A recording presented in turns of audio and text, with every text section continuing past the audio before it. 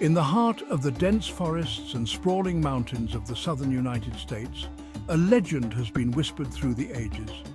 The Native American tribes, deeply connected to the land, spoke of a mysterious creature that roamed the wild, a being of immense power and wisdom. This creature, known as Sasquatch or Bigfoot, has been a part of their lore for centuries.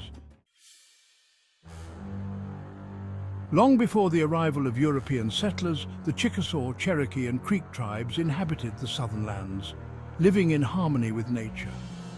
They hunted, fished and farmed, but they also revered the spirits that they believed watched over the forests and rivers. Among these spirits was a particularly enigmatic figure, the Sasquatch. The first recorded encounter, as told by the elders, occurred in the dense forests of what is now northern Georgia. A young hunter named Wire was following a deer trail when he heard an unusual rustling in the bushes. Thinking it might be a bear, he readied his bow. But what emerged from the underbrush was unlike anything he had ever seen. Towering above him, standing at nearly 8 feet tall, was a creature covered in dark, matted fur. Its eyes, though small, glowed with an intelligence that seemed almost human. Wire felt no fear, only a profound sense of awe. The creature regarded him for a moment, before turning and disappearing into the forest. Wire returned to his village and recounted his experience to the elders, who nodded knowingly. They had heard of such creatures from their forefathers, beings that lived in the depths of the forest far from human settlements. They called them Sulkalu, or the slant-eyed giant. The tribes believed that Sasquatch was not just a creature, but a guardian of the forest. They told stories around the campfire of how Sulkalu would protect the land from those who sought to harm it. One such story involved a group of settlers who ventured too deep into the forest, intent on clearing it for farmland. As the settlers began chopping down trees, the forest grew eerily silent.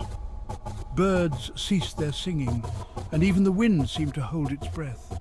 Then, from the depths of the woods, came a low, guttural growl. The settlers froze, their axes mid-swing. Emerging from the shadows was the Sasquatch, its massive frame dwarfing the men. Panicked, the settlers dropped their tools and fled, leaving the forest untouched. The tribes believed that Sulkalu had intervened to protect the sanctity of the land. From that day on, the area was considered sacred, and no one dared to venture there again. Beyond being a guardian, Sasquatch was also seen as a keeper of ancient wisdom. The Cherokee in particular revered Sulkalu as a wise being who possessed knowledge of the natural world and the mysteries of life. One winter, an elder named Awinita fell gravely ill. The tribe's medicine man had tried every remedy, but nothing seemed to work. Desperate, the tribe decided to seek the help of Sulkalu. A small group of the bravest warriors ventured into the forest, carrying gifts of food and tobacco, hoping to appease the giant. After days of searching, they found signs of Sulkalu's presence, massive footprints in the snow and the remnants of a deer carcass. They left their offerings and waited. As night fell, a shadowy figure emerged from the trees. The warriors bowed their heads, feeling the immense presence of the Sasquatch. Without a word, Sulkalu accepted the gifts and motioned for the warriors to follow. They were led to a hidden cave where the giant showed them a route known only to him. Sulkalu demonstrated how to prepare it and then disappeared into the night. The warriors returned to their village and administered the remedy to Awinita. Miraculously, she recovered, and the tribe sang songs of gratitude to Sulkalu.